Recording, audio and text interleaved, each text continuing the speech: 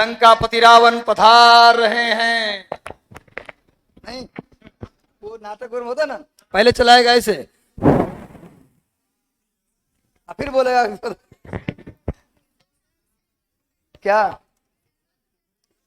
Central potato research institute, केंद्रीय आलू अनुसंधान संस्थान, central potato research institute, central potato research institute. पूछा जाए कहाँ है जी, केंद्रीय आलू अनुसंधान संस्थान कहाँ है, शिमला में। कहाँ, कुफरी। अगर ऑप्शन में कुफरी भी रहे, है ना, राठौर क्लासेस कहाँ है, तो पटना भी ऑप्शन रहे और नया टोला भी रहे, तो ज्यादा सही कौन होगा, नया टोला पटना।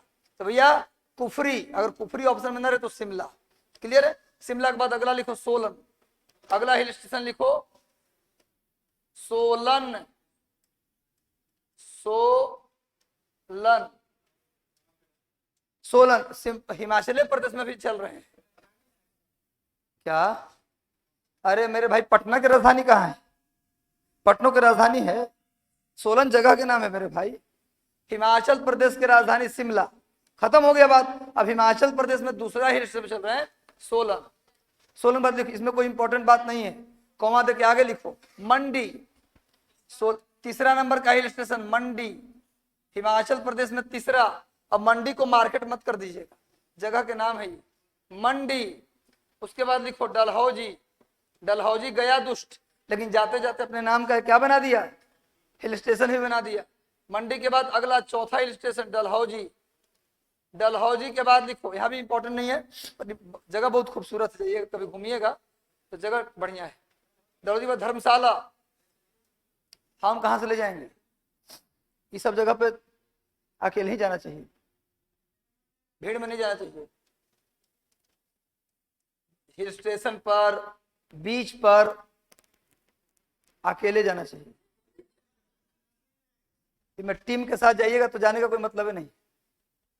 चलो अब पूछना मत कि क्या मतलब है, कभी जाओ साथ में या फिर अकेले जाओ, तब पता चलेगा। धर्मशाला, धर्मशाला एक हमारा स्टूडेंट था, दुबई से घूम के आया और थाईलैंड से घूम के आया। हमने बोला कि हम भी सोच रहे हैं जी, कि उसमें पैसा कमा रहे थे हम, किसी एक कोचिंग में थे जहां हमको मिनिमम 1,80,000 90,000 सैलरी बनता था, झोला में भर के पैसा लाते थे। तो उससे पूछे कि हम भी सोच रहे हैं कि थोड़ा थाईलैंड और घूम के आए, कहाँ बढ़िया रहेगा। बोला सर पहले थाईलैंड चले जाइए। हम सोच रहे कि पूरा मदर फादर जितने भाई बंधु हमारे हैं सबको लेके चले वहाँ। बोले यार ये सर पैसा बर्बाद करने जाना है क्या, हम तो ये सब मदर फादर को ले जा रहे तो पैसा कहाँ बर्बाद हो रहा, ठीक बात तो है। अरे सर धर्मस्थल पे जाइए तो सबके साथ जाइए, ये धर्मस्थल थोड़े ना है। हम अच्छा, हमारे क्या मतलब बताओगे, छात्र था मेरे सर, स्टूडेंट से सब बात खुलवाइए मत, आप रिसर्च करिए क्यों कह रहा हूं। तो फिर मैंने रिसर्च किया, कुछ सोचा, तब हल्का समझ में आया, बाकी समझ में अभी भी पूरा नहीं आया वो क्या बोला था उस समय। खैर आइए उधर मत रही, धर्मशाला में आइए। बात धर्म की हो गया, धर्मशाला। अब इसको चैरिटेबल होटल, मुफ्त का होटल मत लिख दीजिए। जाते हैं तो क्या ढूंढते हैं, छात्र हैं तो नया शहर में गए तो क्या ढूंढते हैं कि भैया होटल ना, पहले धर्मशाला मिल जाए, 50 रुपया में काम चल जाए। 24 घंटा में शहर में जाइए किसी शहर में, धर्मशाला आराम से आपको 100 रुपया में 24 घंटा का दे देगा, या 50 रुपया में दे देता है, कुछ धर्मशाला फ्री में भी दे देता है। तो छात्र जीवन में हम भी खूब धर्मशाला में रहे। तो धर्मशाला नहीं, जगह के नाम धर्मशाला है। ये फेमस है दो बात के लिए, एक बात तो विश्व का सबसे ऊंचा क्रिकेट स्टेडियम कहाँ है, धर्मशाला। विश्व का सबसे ऊंचा क्रिकेट स्टेडियम धर्मशाला में है, लिखे world's highest cricket stadium situated in Dharamshala, world's highest cricket stadium situated in Dharamshala, world's highest cricket stadium situated in Dharamshala. विश्व की सबसे ऊंची क्रिकेट स्टेडियम धर्मशाला में है। दूसरा किस लिए फेमस है आप जानते हैं कि, सुन लो तब लिखना। आप जानते हो कि हिंदू धर्म के धर्मगुरु कौन है, शंकराचार्य। इस्लाम धर्म में धर्मगुरु कौन होते, इमाम। और इस्लाम के धर्मगुरु का क्या बोलते हैं, इमाम कोई नाम नहीं है, जे बनेगा उसको इमाम कह देंगे। उधर हिंदू धर्म में धर्मगुरु जे बनेगा उसको क्या बोल देंगे, शंकराचार्य। शंकराचार्य एक नाम था पर वो शंकराचार्य पोस्ट बन गया है। उसी प्रकार से बौद्ध धर्म के धर्मगुरु को दलाई लामा कहते हैं। दलाई लामा कोई नाम नहीं है, नाम कुछ और है, लेकिन दलाई लामा एक पोस्ट है। जो भी व्यक्ति बौद्ध धर्म का धर्मगुरु बनेगा उसे क्या बोला जाएगा, दलाई लामा, दलाई लामा एक पोस्ट है, दलाई लामा के जस्ट नीचे जैसे प्रधानमंत्री के नीचे उप प्रधानमंत्री, वैसे दलाई लामा के नीचे उप दलाई लामा यानी करमापा लामा। दलाई लामा के नीचे क्या होते हैं?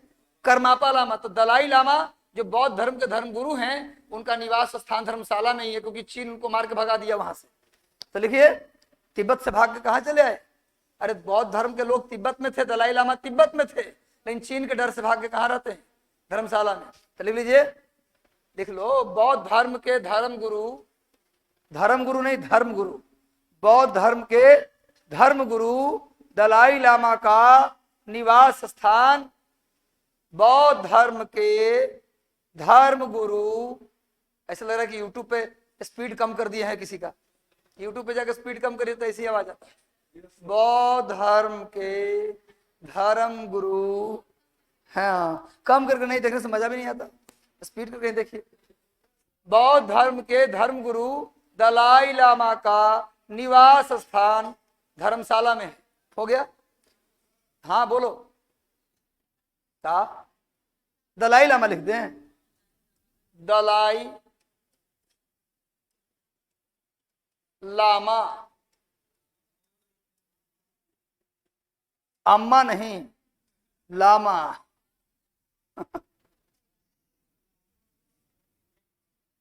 आज बिल्कुल हम थके हुए हैं, आज जो है मैं बहुत बिल्कुल टायर्ड, क्योंकि सैटरडे नाइट गया, सुबह उतरा, पूरा दिन भर चौकड़ी मारा। एक जेपीएससी का पेपर था मेरा, तो चले गए देने जाने का मन नहीं था।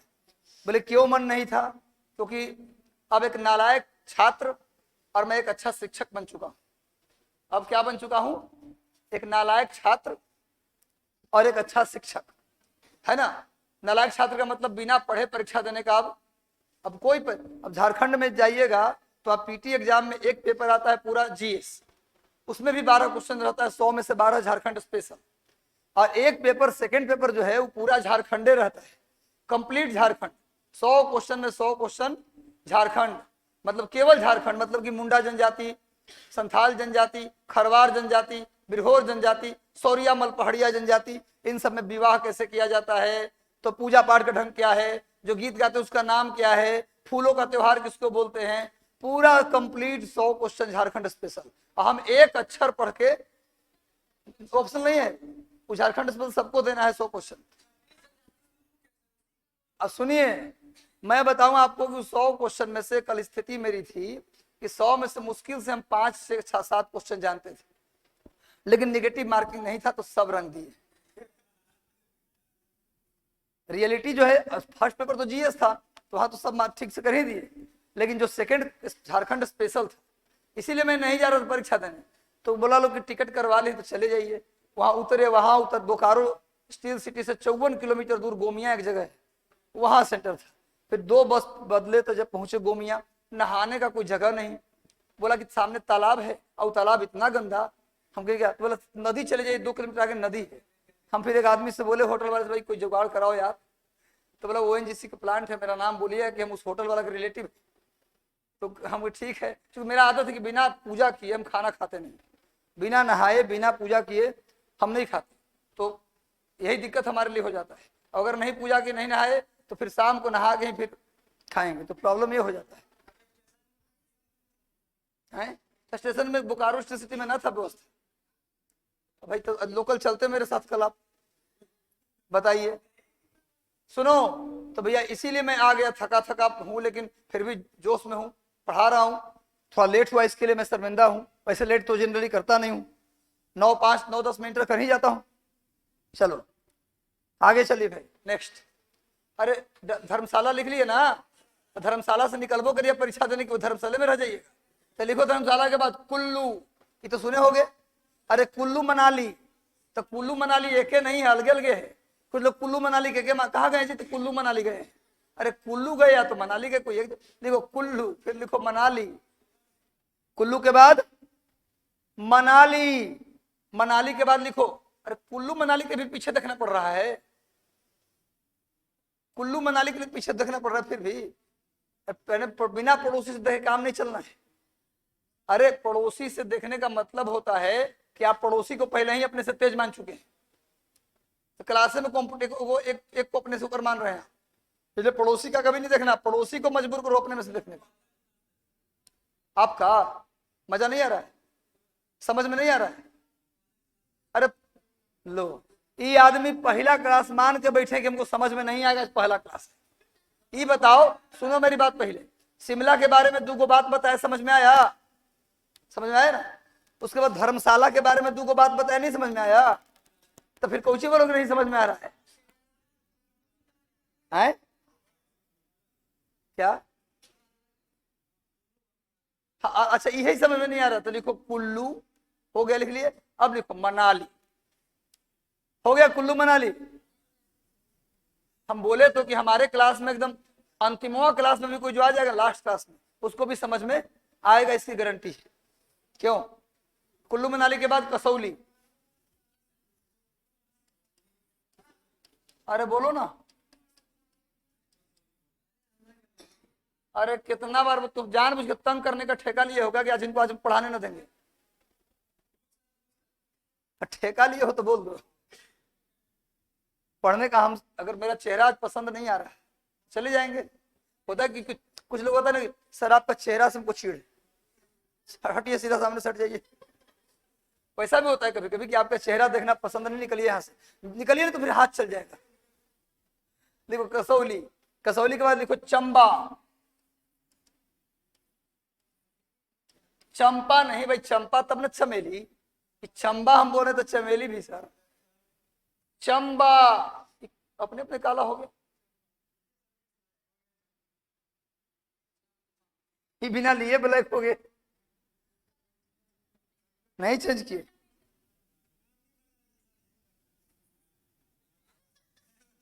देखिए टेक्निकली ये जानते हैं। हाँ भाई मैं कह रहा हूं कोई कलर हो देखने में, चंपा तुम लोग, मेरा हमारा भी कर चंबा। चंबा में एक झील है बच्चा, खजियार। चंबा में एक झील कौन सा है? खजियार। खजियार, KHAGIYAR, खजियार या खजियार। चंबा में एक लेक है, झील समझते हो ना? ऐसा पानी जो चारों तरफ से जमीन से घिरा हो, उसे क्या बोलते हैं? झील। तो झील कौन सा है? खजियार झील। कहाँ? चंबा में। अब सुन लो, ये जो खजियार झील है इसे भारत का मिनी स्विट्जरलैंड कहते हैं। देख दो, चंबा के अंदर जो खजियार है, इस चंबा को नहीं, खजियार को बोलते हैं मिनी स्विट्जरलैंड। लेकिन अगर Chamba option, sorry Khajjiar option में न रहे तो फिर चंबा आंसर हो जाएगा। तो लिख लो खजियार को भारत का छोटा हवा। ये इस जगह पंखा लगाया, देखो मास्टर के सामने पंखा होना जरूरी है नहीं क्या? मास्टर गर्मी में रहे, चलवाना तो चाहिए। चलिए अब जा, क्या लिखे भैया? खजियार को क्या बोलते हैं? Mini Switzerland. हो गया? अच्छा हो गया कंप्लीट। कितना देर हिमाचल प्रदेश में रहिएगा, खर्चा भी बढ़ रहा है, जल्दी सब घूमना उत्तराखंड में चलिए। है बहुत हो गया था, अब उत्तराखंड चलो। फ्री में इतना गाइड कर दिया हूं घूमने की जगह, बताओ ना, यहीं से घुमा के ला भी रहा हूं, एक पैसा नहीं रहा हूं, सब सूद समेत जोड़ कर दे देना, नौकरी हो जाएगा। अभी बोल रहे ना ओके सर, फिर बाद में कहोगे फोन नहीं उठाओगे। देखो भाई क्या लिखे? उत्तराखंड है, क्या लिखे? धर्मशाला गए ना? वाह वाह, बहुत बढ़िया। मैच मेन तो मैच है। आपको दलाई लामा का मुंह देखने जाइएगा। लिखिए आगे नेक्स्ट, दलाई लामा को देख के क्या करना है। हाँ नेक्स्ट लिखिए, बहुत कोई बौद्ध धर्म से ना है भाई? कौन कौन? आप कह सकते हो सभी, क्योंकि बौद्ध धर्म, हिंदू धर्म वाले और चालाक निकले। हम सभी हिंदू, हम हिंदू धर्म से हैं, तो हिंदू धर्म वाले को कहते और चालाक निकले, धर्म परिवर्तन नहीं करवाए। ये क्या किए कि बुद्ध भगवान को ही विष्णु भगवान का 9वां अवतार बता दिए, विष्णु भगवान का 9वां अवतार बुद्ध को बता दिए। एक बार में सारे बौद्ध क्या हो गए? हिंदू। अगर मान लो हम जैनी हैं और हम बोलते भगवान राम जो हैं वो जैन धर्म में 25वां तीर्थंकर थे, तो एक बार में सारा हिंदू जैनी हो गया, जो राम को मान लो सब जैनी। ये सब चालाकी है, बिना अभी क्या कह रहा था कौन तो कह रहा था एक वहां का पाकिस्तान का एक आदमी कि भगवान राम का जन्म पाकिस्तान के पेशावर में हुआ था। सबका अपना अपना थिंकिंग है, अधर्म को लेकर लड़ रहा है सब। भगवान राम अयोध्या में जन्मे थे। अब उसको बताने वाले, एक जैन धर्म का ग्रंथ है, सुन लो। जैन धर्म में रामायण लिखा गया, पता है आपको? जैन धर्म में रामायण लिखा गया जिसका नाम है पाउमचर्यु। जैन धर्म के रामायण का नाम क्या है? पाउमचर्यु। सर्च करना जाकर नेट पर। और उसमें लिखा है कि भगवान राम एक दिन हिंदू धर्म से चिढ़ गए और अंतिम में आके जैनी हो गए। सुने थे ना? हमको मेरा हिंदी साहित्य विषय है, मैं हिंदी साहित्य से बीपीएससी का मेंस पर दिया, 64वीं तक देता ज्योग्राफी से, तो मैं पढ़ा हूं हिंदी साहित्य। अंतिम में भगवान राम चिढ़ के हिंदू धर्म से क्या बन गए? जैनी बन गए। चलिए उत्तराखंड में लिखो, सबसे पहला लिखो भैया श्रीनगर। हाँ जी श्रीनगर लिखो ना, यहाँ भी श्रीनगर है। क्या जम्मू कश्मीर में पेटेंट करवा लिया कि श्रीनगर जम्मू कश्मीर में रहेगा? श्रीनगर। अगला लिखो जी नैनीताल। श्रीनगर के बाद नैनीताल। एक नया चीज सीखे ना कि श्रीनगर जम्मू कश्मीर में भी है, यहाँ भी उत्तराखंड में भी है। क्लियर हुआ बात? अब लिखो नैनीताल। नैनीताल बताया आपको, कल पढ़ाया था, कल याद होगा आपको। झीलों का शहर भारत में बोलते हैं नैनीताल को, उदयपुर को, भोपाल को, श्रीनगर को, बताया था ना। तो नैनीताल के आसपास कितने झील हैं? 7 झील। नैनीताल के आसपास कितने झील हैं बच्चों? 7 झील। तो सुन के बोला भी करो पीछे से, जो पहली क्लास में बोलो। नैनीताल के आसपास कितने झील हैं? 7 झील। नैनीताल, नकुचिया ताल, खुरपा ताल, देवताल, भीमताल, तल्लीताल, मल्लीताल। कितने ताल हैं? 7 ताल। नैनीताल, नकुचिया ताल, खुरपा ताल, देवताल, भीमताल, तल्लीताल, मल्लीताल। जैसे मैं बोल रहा हूँ वैसे बोल देना है। कौन कौन? नैनीताल, नकुचिया ताल, खुरपा ताल, देवताल, भीमताल, तल्लीताल, मल्लीताल। नैनीताल के पास कितने झील? 7 झील। सबसे बड़ा ताल भीम।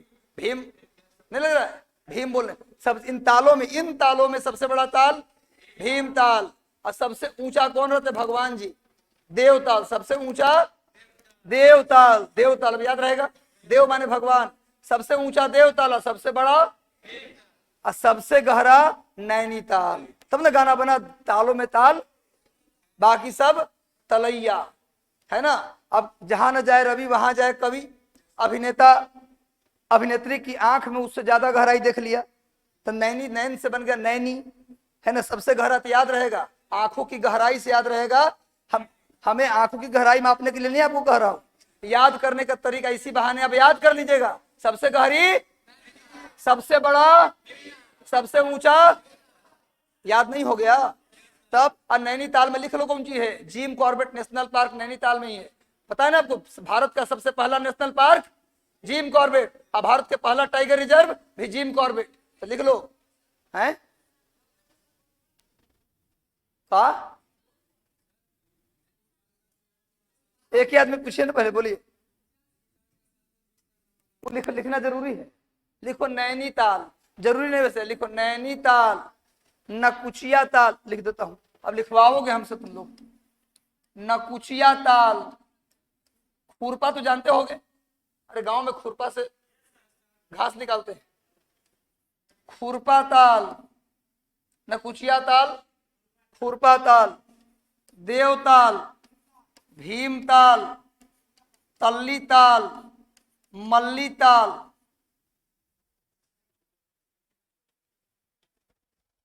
अरे भाई बड़ी गर्मी है, आज पढ़ाने का बिल्कुल ना मन है।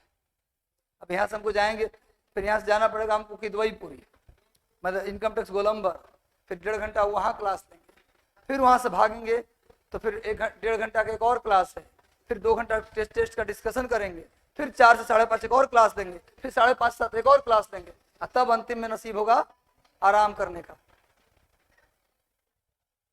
क्या करे, जीवन निकल गया पढ़ाते ही पढ़ा। टीचर बनके बहुत सारी चीजों को त्याग दिया, टीचर बनके किस्मत खराब कर दिया मैंने। ऐसा लगता है कि टीचर नहीं बनना चाहिए। टीचर बनने के बाद इंसान मर्यादित हो जाता है, जीवन बर्बाद कर लिया। हाँ, भीम के बाद लिखे हैं तल्ली, और बाद लिखे मल्ली। जब हम होश संभाले ना, बच्चा से बड़ा हो रहे थे, जस्ट पॉइंट पे थे, उसी समय मास्टर बन गए। अब गुरु क्या पढ़ने में मजा नहीं आ रहा आज? नहीं आ रहा मजा? हिल स्टेशन पर घुमा रहे हैं भाई, और क्या चाहिए? इतना बढ़िया आओ का रहा जाए, कुछ बैठा जाए नहीं, तब आगे बढ़ा जाए। पता लगा कि मिडिल हिमालय में लग गया 5 दिन, फिर पूछेंगे सर आगे कि सर इतना देर मिडिल हिमालय क्यों? हम सर बच्चा लोग बीच बीच में बैठा जाए हिल स्टेशन पर। 7वां है मल्ली, तल्ली, फिर मल्ली, तल्ली के बाद मल्ली, हो गया 7। नैनीताल। हाँ सुनो आगे, अरे आगे मेरे भाई लिखो, जिम लिखो। नैनीताल में ही जिम कॉर्बेट नेशनल पार्क है, या टाइगर रिजर्व भी स्लैश कर दीजिएगा। नेशनल पार्क, जिम कॉर्बेट एक नेशनल पार्क भी है और जिम कॉर्बेट एक टाइगर रिजर्व भी है। लिख लो, जिम कॉर्बेट राष्ट्रीय उद्यान भी है। जिम कॉर्बेट, जिम जाते हो ना वही वाला जिम, जिम कॉर्बेट एक राष्ट्रीय उद्यान भी है और एक बाघ आरक्षित क्षेत्र भी है। जिम कॉर्बेट एक राष्ट्रीय उद्यान भी है और एक बाघ आरक्षित क्षेत्र भी है। और सुनो कहां पर है ये? नैनीताल में। कहां है? नैनीताल में। एक लाइन लिख लो, जिम कॉर्बेट भारत का पहला राष्ट्रीय उद्यान भी है और भारत का पहला टाइगर रिजर्व यानी बाघ आरक्षित क्षेत्र भी है। जिम कॉर्बेट भारत का पहला राष्ट्रीय उद्यान है और भारत का पहला बाघ आरक्षित क्षेत्र भी है। लिख लो अलग से, जिम कॉर्बेट भारत का पहला राष्ट्रीय उद्यान भी है, जिम कॉर्बेट भारत का पहला राष्ट्रीय उद्यान भी है और जिम कॉर्बेट भारत का पहला बाघ आरक्षित क्षेत्र भी है। जिम कॉर्बेट भारत का पहला राष्ट्रीय उद्यान भी है तथा जिम कॉर्बेट भारत का पहला टाइगर रिजर्व यानी बाघ आरक्षित क्षेत्र भी है। जिम कॉर्बेट भारत का पहला बाघ आरक्षित क्षेत्र भी है। अंग्रेजी में टाइगर रिजर्व कहते हैं। आपने सुना होगा कि टाइगर प्रोजेक्ट की शुरुआत इंडिया में कब हुआ था? 1973 में। भारत में टाइगर प्रोजेक्ट, टाइगर प्रोजेक्ट का मतलब कुछ लोग जो है हमें सुन ही नहीं रहे हैं। अरे क्लास करने आए हो ना, तो क्लास में रहो, क्या दिक्कत है? हमसे सुनो ना भाई, कुछ इंपॉर्टेंट बात बता रहा हूं।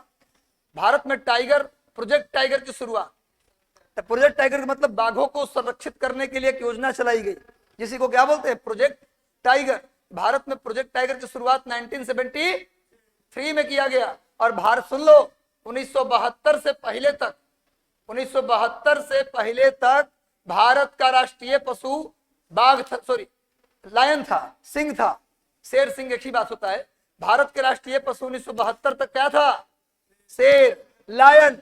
1972 से भारत के राष्ट्रीय पशु बना क्या? बाघ। 1972 से बना भारत के राष्ट्रीय पशु बाघ। और प्रोजेक्ट टाइगर की शुरुआत 1973 से किया गया। जिम कॉर्बेट भारत का पहला बाघ आरक्षित क्षेत्र है। इंडिया में आज 53 के आसपास, 50 एग्जैक्टली मुझे ध्यान नहीं है, 53 के आसपास भारत में नया टाइगर रिजर्व हो चुका है। 53 टोटल, समझ में आ रहा है बात? 53 के आसपास, 54 भी हो सकता है, पर मिला देख लीजिएगा जाकर। 53 टाइगर रिजर्व के आसपास हो चुका है। लेकिन पहला टाइगर रिजर्व इंडिया में कौन बना था?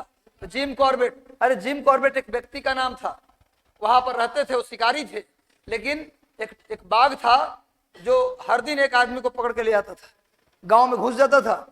तेज तरार बाघ था, एक आदमी की हत्या रोज बाघ कर रहा था और किसी से वो बाघ पकड़ में नहीं आ रहा था।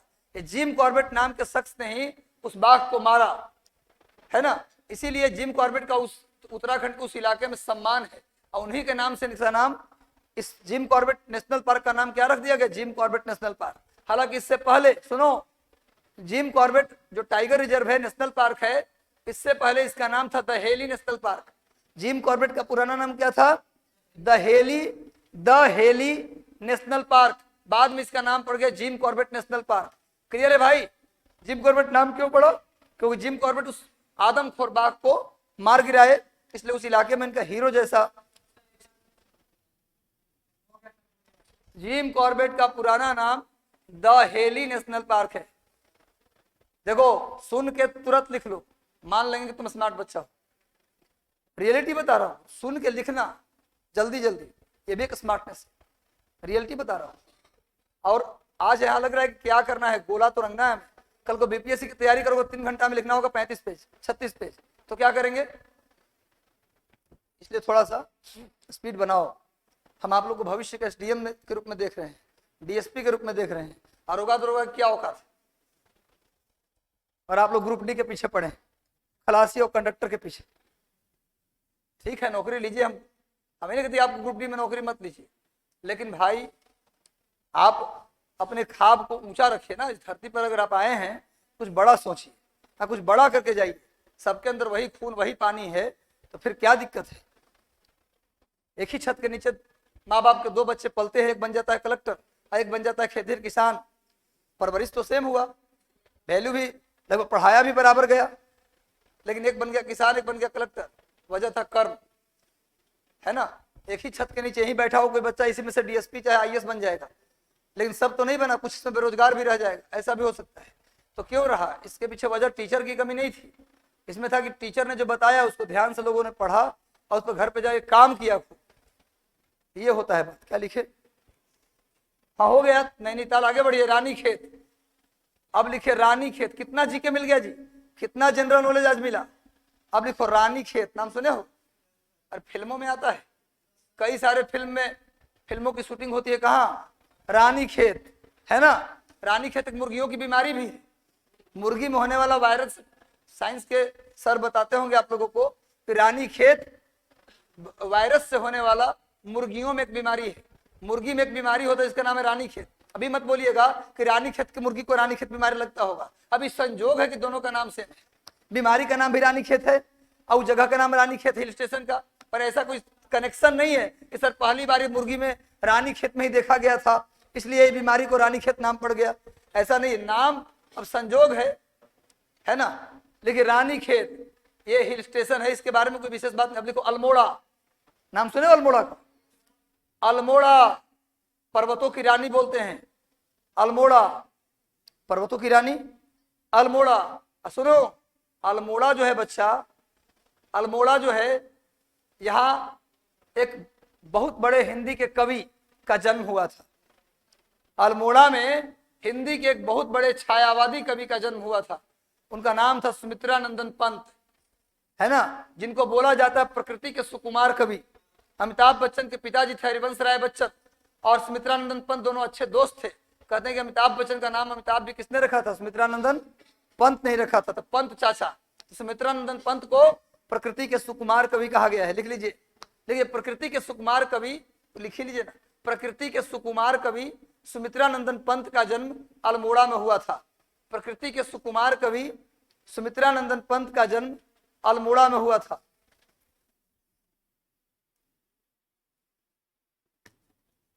प्रकृति के सुकुमार कवि, जाना होता है 10:30 में, इसलिए टाइम देख रहा था कहीं निकल ना जाए टाइम।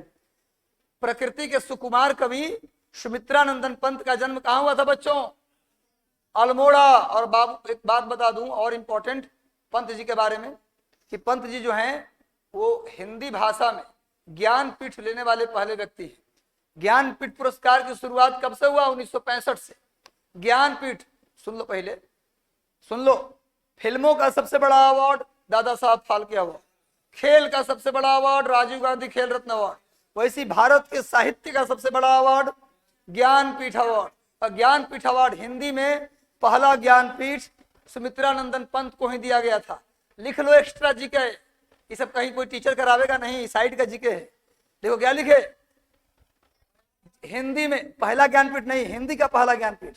पहला ज्ञानपीठ तो मिला था जी शंकर कुरूप को, हिंदी का पहला ज्ञानपीठ सुमित्रानंदन पंत को दिया गया था। और हिंदी का पहला ज्ञानपीठ सुमित्रानंदन पंत, ये महिला है कि पुरुष है, पुरुष हैं। सुमित्रा माने महिला और नंदन माने पुत्र। नंदनी, सुमित्रा नंदनी थोड़े ना है, नंदन माने बेटा होता है। सुमित्रानंदन सुमित्रा का पुत्र, सुमित्रानंदन पंत ये पुरुष है भाई। सुमित्रानंदन पंत का जन्म कहाँ हुआ था, अल्मोड़ा में। अब पहले हिंदी भाषा में पहला ज्ञानपीठ सुमित्रानंदन पंत को, और हिंदी भाषा में ज्ञानपीठ लेने वाली पहली महिला महादेवी वर्मा। देखिए हिंदी भाषा में ज्ञानपीठ लेने वाली पहली महिला, ये भी लिख लो। अब आ ही गया जीके तो काहे अधूरा लिखोगे, पूरे कर लो। क्यों जी, हिंदी भाषा में ज्ञानपीठ प्राप्त करने वाली पहली महिला, हिंदी भाषा में ज्ञानपीठ प्राप्त करने वाली पहली महिला महादेवी वर्मा। महादेवी वर्मा हिंदी भाषा में ज्ञानपीठ लेने वाली पहली महिला महादेवी वर्मा। अबला जीवन हाय तेरी यही कहानी। महिला को क्या बोलते हैं, अबला। लेकिन अब तो हमको आज के जमाना देखकर लग रहा है सबला हो गई है ना। किसी से भी भिड़ जाती है पटना में महिलाएं, और सामने वाला आदमी को झुकना पड़ता है, अंतिम धमकी देती है कि चले हम थाना में, ऐसा ऐसा धारा लगवाएंगे कि 2 मिनट में आ जाओगे रोड पर, बेचारा निकल जाता है। और आज अगर, हाँ लखनऊ वाला, आज अगर लड़ते हैं महिला से आप, इसका मतलब आप बेवकूफ आदमी हैं। अगर महिला से मारपीट कर रहे हैं आप, तब बेवकूफ हैं, क्योंकि आपको हो सकता है 7 साल 10 साल की सजा हो सके, कि हो जाए। एक बना था बर्मा कमेटी, बर्मा कमेटी ने बना, महिलाओं की सुरक्षा पर बना बर्मा कमेटी। बर्मा कमेटी ने रिपोर्ट दिया कि ऐसा कानून बनाइए जिसमें 15 सेकंड अगर कोई महिलाओं को देख भी ले तो उस पर गैर जमानती वारंट जारी हो, केस हो जाए। अब 15 सेकंड अगर मान लो बस में सीट ना दिए महिला को, आरोप लगा दे कि 15 सेकंड हम कोई देखा है, तो जेल चले जाएंगे। ये तो बड़ा तो खराब चीज है। तो बोल रहे थे क्लास में कि 15 सेकंड देख लोगे ना तो केस हो जाएगा। तो लड़का बोला कि हमको जब घूर के लड़की देखेगी तब, वो भी तो देखती है हमको। हम बोले भैया अब उसका बच्चों के लिए कोई कानून नहीं है, लड़कों के लिए कोई कानून, सब लड़कियों के लिए। देखिए बुरा ना मानिए, कानून लड़कियों के लिए होना चाहिए कठोर, क्योंकि महिलाओं को शुरू से दबाया गया है, 4 दीवारी में रखा गया। लेकिन एक चेक एंड बैलेंस का प्रोविजन होना चाहिए। सीधे महिला के कह देने से केवल जेल नहीं भेज देना चाहिए, क्योंकि जो महिलाएं सुन रही करेगी ऐसा कैसे होना चाहिए। अतः आपके भी तो भाई हैं, बंधु हैं घर में, पुरुष समाज घर में, परिवार में है ना, तो घटना आपके साथ भी हो सकता है घर में।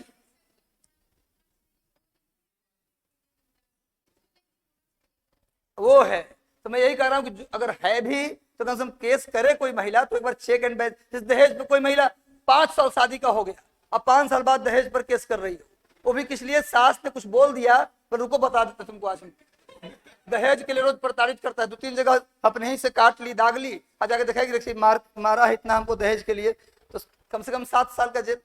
तब कोर्ट ने कह दिया कि अब केस जब दहेज पर आए तो एक बार चेक कर लीजिए कि सही केस है कि गलत केस है। ऐसी कह देने से किसी को भेज मत दीजिए अंदर।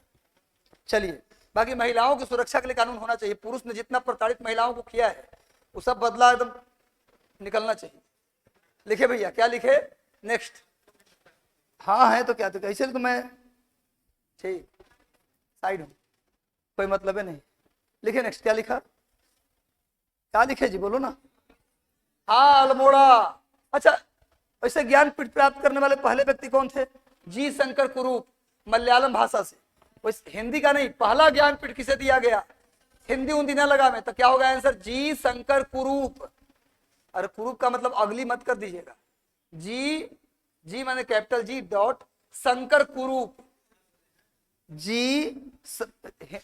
पहला ज्ञानपीठ प्राप्त करने वाले व्यक्ति जी शंकर कुरूप।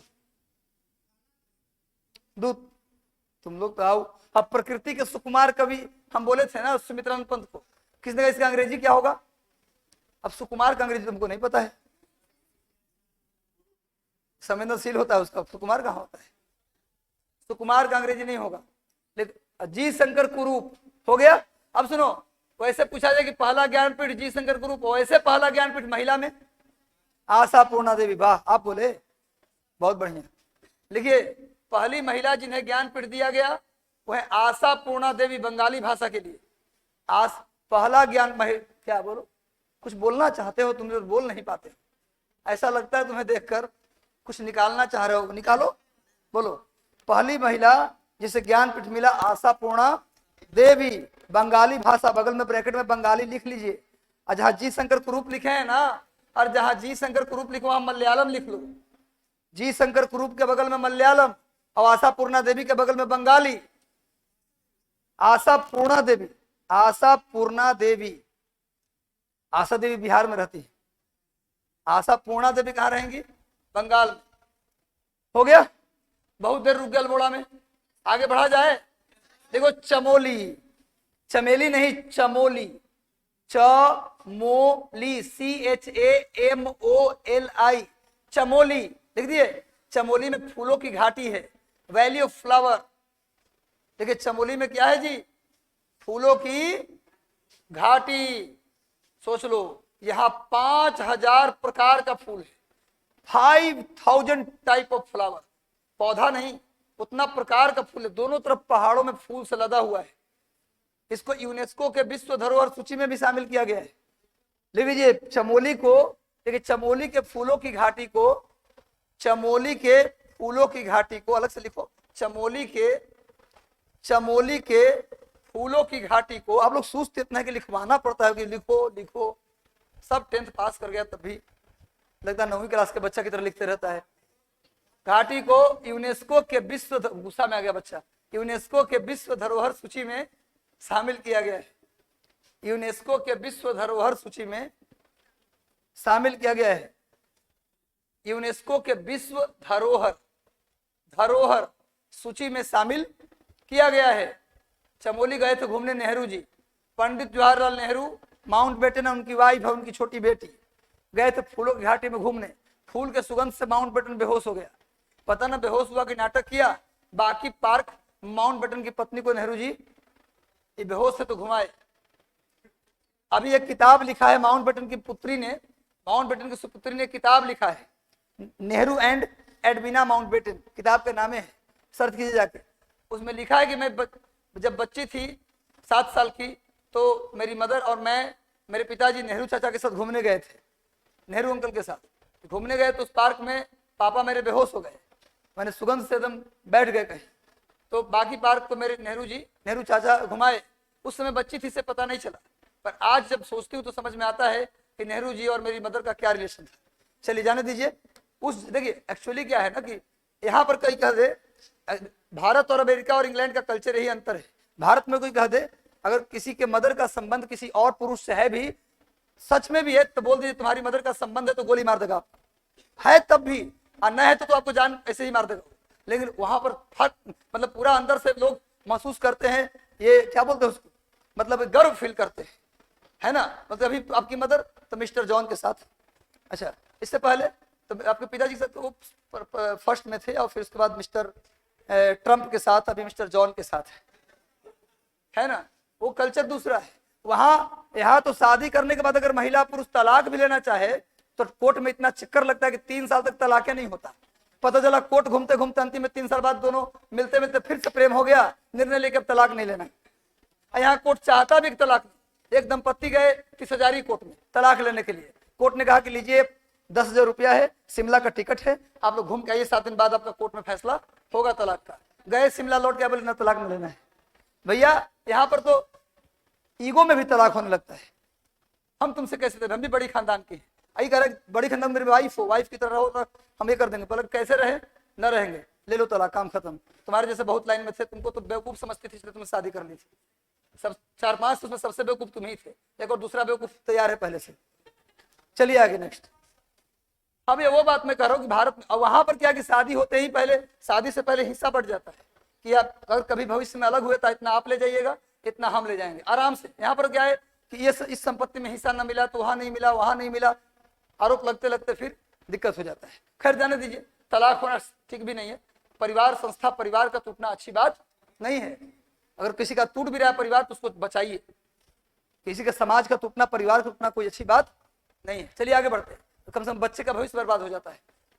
आगे चलते हैं, क्या लिखा आपने। चमोली के बाद लिखो पिथौरागढ़। पिथौरागढ़, पिथौरागढ़, पिथौरागढ़ जिला है, उत्तराखंड का जिला। बाकी लोग लिखिए रहा है ना, क्या करें। पिथौरागढ़ क्या है, जिला है। देखो अभी बताया था कि नया ट्यूलिप गार्डन यहाँ बनाया जा रहा है। पिथौरागढ़ में बताया था पिछले दिन ट्यूलिप गार्डन। देखिए यहाँ पर भारत का दूसरा ट्यूलिप गार्डन स्थापित किया जा रहा है। ट्यूलिप फूल का नाम है, ट्यूलिप, आधा ट यू ली प, ट्यूलिप गार्डन भारत का दूसरा ट्यूलिप गार्डन। कोई बात नहीं तो छोड़ दीजिए आप। भारत का दूसरा ट्यूलिप गार्डन कहाँ है जी, पिथौरागढ़ में, याद हो गया। आगे अगला पॉइंट लिखो, मसूरी, नाम सुना है मसूरी। जहां पर IAS बनोगे ना तो आपकी ट्रेनिंग कहाँ होगी, मसूरी के लबासना बोलते हैं, लाल बहादुर शास्त्री एडमिनिस्ट्रेटिव एकेडमी है जो, हाँ मसूरी उत्तराखंड, उत्तराखंड में चलिए रहे। उत्तराखंड में क्या है, मसूरी। मसूरी में लिखिए लाल बहादुर शास्त्री प्रशासनिक अकादमी है जहाँ IAS की ट्रेनिंग होती है। सोचिए हिल स्टेशन में आपकी ट्रेनिंग करवाया जाता है, लेकिन पढ़ना पड़ेगा उसके लिए। लाल बहादुर शास्त्री एडमिनिस्ट्रेटिव एकेडमी, लाल बहादुर शास्त्री प्रशासनिक अकादमी कहाँ है बच्चों, मसूरी में है। अब मसूरी में एक चीज और है, कैंपटी वाटरफॉल। देखो मसूरी में लिख दिया लाल बहादुर शास्त्री प्रशासनिक अकादमी है, यहाँ IAS की तैयारी नहीं, ट्रेनिंग तैयारी तो दिल्ली में हो जाता है, पटना में हो जाता है। लिखिए IAS का ट्रेनिंग होता है यहाँ। IAS की ट्रेनिंग कहाँ होती है भैया? मसूरी। मसूरी में IAS का ट्रेनिंग सेंटर है। सुन लो, मसूरी में एक चीज और है, कैंपटी जलप्रपात। काम्पटी जलप्रपात लिखो, काम्पटी, काम्पटी जलप्रपात, कैंपटी वाटरफॉल। कैंपटी वाटरफॉल कहाँ है जी? मसूरी में। हो गया, बहुत घूम लिए मसूरी या देहरादून। अब चलते हैं कहाँ? अब चलो नेपाल। थोड़ा विदेश यात्रा भी कर लो, क्योंकि एकमात्र ऐसा विदेश है नेपाल, भारत के लिए एक ऐसा विदेश है नेपाल जहां आधार कार्ड लेके घूम सकते हैं, पासपोर्ट और वीजा की जरूरत नहीं है। तो लिखिए नेपाल। हालांकि 500 का नोट, इंडिया के जो 500 का नोट वहां बैन हो गया है, 500 2000 का नोट वहां नेपाल में चल नहीं रहा है। देखिए क्या लिखा, नेपाल में लिखो पहला काठमांडू। नेपाल में लिखो पहला काठमांडू। काठमांडू, काठमांडू नाम सुना है? नेपाल की राजधानी है जी। काठमांडू किस नदी के किनारे है? लब सब चुप हो गया। बागमती नदी के किनारे लिख लो। 2009 के IAS का पेपर निकालो, सिविल सर्विसेज का, UPSC का IAS का पेपर निकालो प्री का 2009 का। सीधे क्वेश्चन आया, नेपाल की राजधानी काठमांडू किस नदी के किनारे है? बागमती। नेपाल की राजधानी काठमांडू बागमती नदी के किनारे है। काठमांडू में पशुपतिनाथ टेम्पल है। काठमांडू में पशुपतिनाथ जी का मंदिर है। काठमांडू में पशुपतिनाथ टेम्पल। काठमांडू में क्या है बच्चों? पशुपतिनाथ भोलेनाथ का मंदिर है। क्लियर है? और क्या है काठमांडू में? सार्क का मुख्यालय, SAARC, SAARC। सार्क का मतलब लिखवा देंगे, लिखो ना, सार्क का हेडक्वार्टर है। सार्क का, सार्क माने मछली नहीं, सार्क एक ऑर्गेनाइजेशन, संस्था का नाम है। सार्क का हेडक्वार्टर कहाँ है जी? काठमांडू। सार्क का मुख्यालय कहाँ है? काठमांडू। सार्क का फुल फॉर्म है south Asia association of regional cooperation. देखिए साउथ एशिया, हिंदी में लिखो south, south Asia, Asia, south Asia association, south Asia association of regional cooperation, south Asia association of regional cooperation, south Asia association of regional cooperation, south Asia association of regional cooperation. Hindi में बोलते हैं दक्षिण Asia क्षेत्रीय सहयोग संगठन। दक्षिण Asia क्षेत्रीय सहयोग संगठन, दक्षिण एशिया क्षेत्रीय सहयोग संगठन। हिंदी वाला सोच रहा था कि पता नहीं हिंदी लिखवाएंगे, लिखो दक्षिण एशिया क्षेत्रीय सहयोग संगठन। हेडक्वार्टर कहाँ है? काठमांडू। सुन लो, सार्क का हेडक्वार्टर काठमांडू। और सार्क में कितने मेंबर? 8। टोटल कितने मेंबर? 8। पहले 7 थे, लेकिन बाद में अफगानिस्तान जुड़ गया तो कितने हो गए? 7, 8 हो गए। टोटल मेंबर वर्तमान में सार्क में कितने सदस्य हैं? 8। स्थापना 1985 में ढाका में। सार्क की स्थापना लिख लो, सार्क में टोटल मेंबर, इतना लंबा लंबा कह लो, सार्क टोटल मेंबर 8, सार्क स्थापना 1985 ढाका। सेंटेंस मत लिखिए, सीधे लिख दीजिए सार्क स्थापना 1985 Dhaka, SAARC headquarter Kathmandu, SAARC member 8। SAARC में टोटल मेंबर 8। सार्क का हेडक्वार्टर, सार्क की स्थापना कहाँ हुआ, कब हुआ? हो गया। काठमांडू के बाद लिखो अगला, अगला हिल स्टेशन लिखो धनकुट्टा। अगला हिल स्टेशन लिखो धनकुट्टा। धनकुट्टा मत पढ़ लेना, धनकुट्टा टाटा संयुक्त है। धनकुट्टा, कुत्ता नहीं भाई। हालांकि अंग्रेजी का ही तो कमी है, अंग्रेजी में त के लिए भी टी और ट के लिए भी टी। तभी ना सोनिया गांधी बोलती हैं हमारी पार्टी ने बहुत अच्छे काम किए, फिर भी हमारी पार्टी ने, सोनिया गांधी को पार्टी नहीं बोल पाती, पार्टी बोलती है, पार्टी है ना। या नॉर्थ ईस्ट वाले से बोलवाइए पार्टी ये बोलेंगे, तो अंग्रेजी दिक्कत है। ब्यूटी बट तो ब्यूटी पट क्यों नहीं, या ब्यूटी पुट तो ब्यूटी बूट क्यों नहीं? इसका कोई है लॉजिक वहां अंग्रेजी में? अंग्रेजी के मास्टर से पूछिएगा, कोई लॉजिक नहीं, एकदम बाहियात भाषा अंग्रेजी। चाची भी आंटी, फुआ भी आंटी, मौसी भी आंटी, सब आंटी, कोई टेंशन, सबको आंटी बोल दीजिए। लेकिन अगर हिंदी में कोई बुआ को मौसी कह दिया तो मार खा, अगर मैं रिलेशन नहीं पता तुमको अभी तक, धड़ाम धड़ाम। अंग्रेजी में कोई सब अंकल हैं, मामा भी अंकल, चाचा भी अंकल, फूफा भी अंकल, सब अंकल। तो अंग्रेजी बदतमीज भाषा है। यहाँ पर तू, तुम और आप में अंतर है, वहां सब के यू है, खाली स्टाइल बदलना पड़ेगा। ए यू मतलब किसी को डांट रहे हैं, यू मतलब आप सम्मान दे रहे हैं। यहाँ तो पता नहीं चला क्या बोले। तो अंग्रेजी से बदतमीज कोई भाषा नहीं। और साइलेंट लेटर नाइफ, KNIFE, अब के लगाने की क्या जरूरत, जब उच्चारण न करना था तो तुम लिख क्यों दिए। साइलेंट वर्ड का कोई ट्रिक बता, कोई भी मास्टर अंग्रेजी का बता दे कि साइलेंट वर्ड लगाना, साइलेंट लेटर लगाने का क्या फायदा है, कोई फायदा नहीं, जबरदस्ती लगा दिया। अब गरीब भाषा है। पाप के अंग्रेजी होता है सीन, सीन माने पाप। अब पुण्य का अंग्रेजी में कोई मीनिंग नहीं है, पुण्य को पुण्य ही लिख देता है। बहुत गरीब वाहियात भाषा। लिखिए आगे, हिंदी हमारी रिच लैंग्वेज, तब ना हमारा सलाद भी लेके गया, सलाद को वहां सैलेड कर दिया। यहां से जाएगा रेस्टोरेंट में खाने बच्चा ना, तो क्या बोलेगा, सैलेड है सैलेड।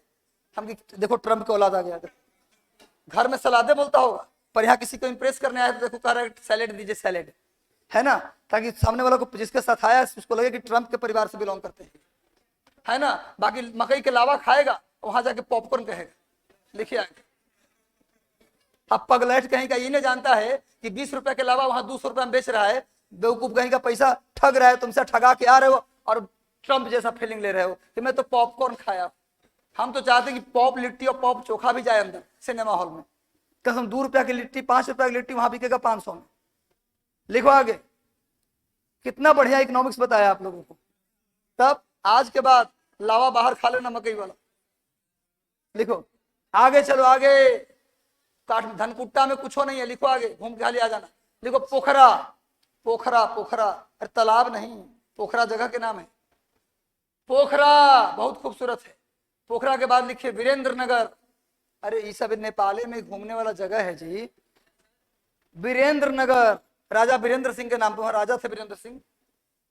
अब चलो जल्दी से चलो सिक्किम, सिक्किम में घूम लो। नेपाल घूम लिए, सिक्किम ले चलते हैं। सिक्किम बस एक ही हिल स्टेशन है यहाँ, गैंगटोक। सिक्किम में बस एक ही हिल स्टेशन है, कौन बोलो, गंगटोक। सिक्किम की राजधानी गंगटोक। अब लिखो पश्चिम बंगाल का, क्योंकि जानते हो ना आप कि मिडिल हिमालय पश्चिम बंगाल में भी तो है जी।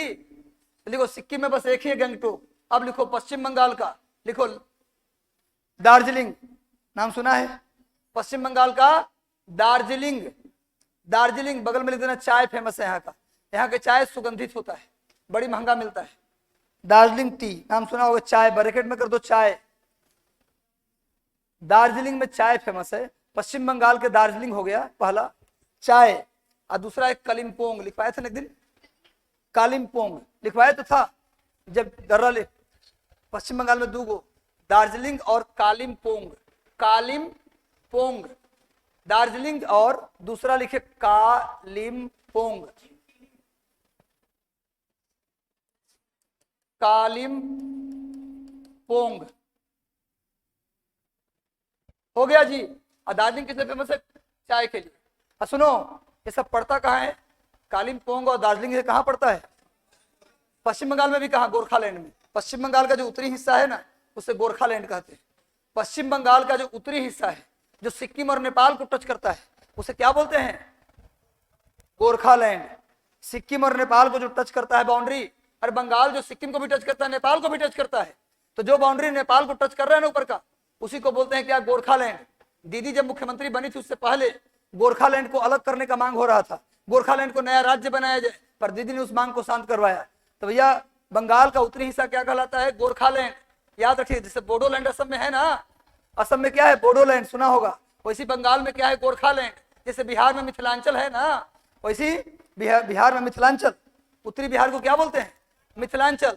उस तरह से गोरखालैंड यहीं पर। अगला लिखो भूटान में, भूटान, उत्तरी बिहार को मिथिलांचल कहते हैं, मिथिला भाषा बोला जाता है ना, है? हाँ, गोरखालैंड दूसरा है, वो गोरखालैंड है। चलो अगला, भूटान में थिम्पू, उसकी राजधानी, भूटान की राजधानी थिम्पू, लिख लिया थिम्पू। भूटान की राजधानी कहाँ है जी, हिल स्टेशन भी है। अब लिखो अरुणाचल प्रदेश में, अरुणाचल प्रदेश में लिखो तवांग, अरुणाचल प्रदेश में लिखो तवांग, तवांग। देखो यहाँ बौद्ध धर्म का मठ है, तवांग में क्या है जी, बौद्ध धर्म का मठ है। अच्छा, नया बच्चा जो इस क्लास में आज पहली बार आया, कौन कौन हाथ उठाओ तो। आज पहली क्लास वाले कौन कौन हो, 2 लोग। 3 लोग, तुम तो पहले से झूठ बोल रहे हो, है ना। 2 लोग, हम सब रोज अटेंडेंस बनाते हैं, एक बार जैसे करके देखते हैं ना, सब लोग अटेंडेंस बना रहे होते हैं। हम बता देंगे 300 के भीड़ में बता देते थे हम कि कौन आया था कल, कौन नहीं आया था। हाँ भाई, तो नए लोग, पुराने लोगों का कोई वैल्यू आज नहीं है। जो नए 2 लोग हैं, क्या नाम है आपका? बाप, नाम तो आपका पूरा जबरदस्त, विवेकानंद, बहुत बढ़िया। हाँ, आपका भैया राहुल। तो भैया राहुल जी समझ में आया जो पढ़ाए, जितना बात पढ़ाए वो दिमाग से निकल गया पूरा 100%, या समझ में आ गया? पूरा पूरा आ गया ना? थोड़ा। अच्छा, इसमें कौन सी समझ में नहीं आया? दार्जिलिंग में चाय प्रसिद्ध है, समझ में नहीं आया? बंगाल में दार्जिलिंग है, समझ में नहीं आया? काठमांडू नेपाल की राजधानी, समझ में नहीं आया? काठमांडू बागमती नदी के किनारे है, समझ में नहीं आया? जैसे पटना गंगा के किनारे, वैसे काठमांडू। क्या कमेंट कर रहे हैं क्या टीचर पे, ये सर कैसे बोलते हैं? काठमांडू बागमती नदी के किनारे है, ये समझ में नहीं आया? आया तो बोलो तनी मानी समझ में आया। ये तनी मानी क्या होता है? थोड़ा थोड़ा। हाँ भैया विवेकानंद भाई, आपको पूरा समझ में आया ना? आया, अब समझ में आ गया पूरा? हाँ, यही समझना था। चलिए, तो आज हम इतना ही करेंगे, क्योंकि आज हम बिल्कुल टायर्ड हैं। बताएं आपको, टिकट था मेरा, पर हमारे 3 जान पहचान के स्टूडेंट मिल गए जो मेरे साथी गए थे, पढ़े हुए थे। सर आपका टिकट है ना, हम साथ चल सकते हैं? हम चलिए, मेरा रात का नींद हराम कर दीजिएगा। बैठे ऊपर, और तीनों है सर आप सोइए, बैठ जाते हैं किसी तरह हम। अब कैसी तरह बैठेगा तो नींद आएगा, बैठ जाइए सब लोग। तो भैया हम जग के आए हैं पूरा, अब फिर भी आ गए, क्योंकि हमें चिंता है अपने शरीर की नहीं, आपके भविष्य की, इसलिए आए हैं। और जब भी पढ़ाता हूँ, सुनो, 3 दिन 4 दिन से आपका क्लास में ले रहा हूँ, पर कभी ऐसा लगा कि सर के एनर्जी में कभी कमी आया है? या पहला दिन जिस तरीके से पढ़ाए थे आकर के उससे खराब पढ़ा रहे हैं? किसको लगा कि मैं पहला दिन जिस तरीके से पढ़ाया था उससे कम एनर्जी में हूं? और डरो मत, बोलो हमें। अच्छा, किसको लग रहा है मेरा क्लास अच्छा? हाथ उठाओ। अब जना उठाएगा समझेंगे नहीं अच्छा लग रहा है। हाँ चलो ठीक है, देख लिया सबका। इधर से नहीं हाथ उठा, मैंने है कुछ लोग हाथ उठा के बना ऐसे कर लिए। हम बोले कल से, सुनो, विद्या मंदिर में झूठ मत बोलना, कल से 7-7 घंटा कौन पढ़ेगा? तो लगा यहाँ तक हाथ लाया, फिर ऐसे कर लिया। बोले क्यों जी? तो सर उठा ही रहे थे हाथ। तो 7 घंटा गारंटी तो नहीं देंगे, पर 2 घंटा पढ़ेंगे सर। हम फिर पटना किस लिए आए हो? फिर घर चले जाओ। जब 2 घंटा पढ़ना है तो घर पे भी 2 घंटा मिल जाएगा समय। फिर यहाँ रूम रेंट देकर क्यों बर्बाद कर रहे हो? कुछ पैसा बचेगा तो भविष्य में तुम्हारा ही काम आएगा। पिताजी तुम्हारे लिए ही सब कुछ कर रहे हैं, तो इसलिए पिताजी का पैसा बर्बाद क्यों करो? घर चले जाओ। तो मन लगा के पढ़ो, 6 घंटा रोज पढ़ो। आज जो मन में प्रश्न उठे, हिस्ट्री, ज्योग्राफी, पॉलिटी, इकोनॉमिक, कहीं से भी, फिजिक्स, केमिस्ट्री, बायोलॉजी से पूछिए, लेकिन हम गारंटी नहीं बोल सकते कि बता ही देंगे। ठीक है, पूछिए आप सवाल, हम आपके लिए तैयार है। ठीक है, और आपका हम समझ रहे छूटा था वो बोल रहे थे ना आप, एक बार अपने ग्रुप में पूछने की कोशिश करिएगा ना, कोई बताए तो फिर बता देंगे हम। चलिए, ऑल द बेस्ट।